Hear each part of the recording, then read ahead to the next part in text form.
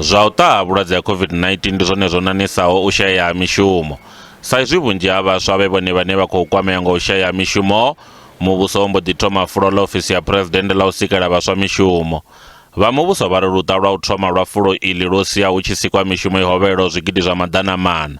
Zwa zwino muvhuso wo takutshedza na luṱa lwa vhuvhili lwa fulo iḽi, he muhasho wa gwama wa ita na u avhela fulo iḽi masheleni a rannda dza biḽioni dza 11.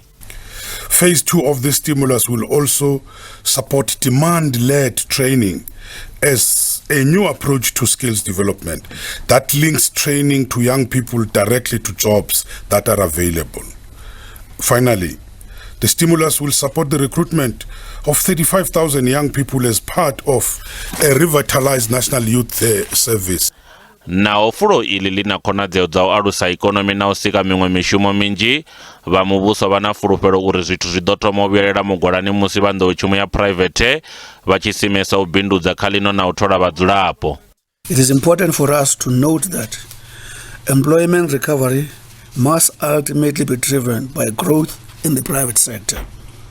Government is implementing a range of interventions, including structural reforms through Operation Vulindlela, to revive growth and support firms to create jobs. Vha muvhuso vha ri luṱa lwa vhuvhili lwa fulo iḽi lukati nahone lu ḓo sia hu tshi tholwa vhaswa vha vhalelaho zwigidi zwa maḓana mararu u mona na zwikolo zwa ḽino. Vhaswa vho vha khou lavhelelwa u ḓo thoma mishumo yavho ṅwedzi u ḓaho.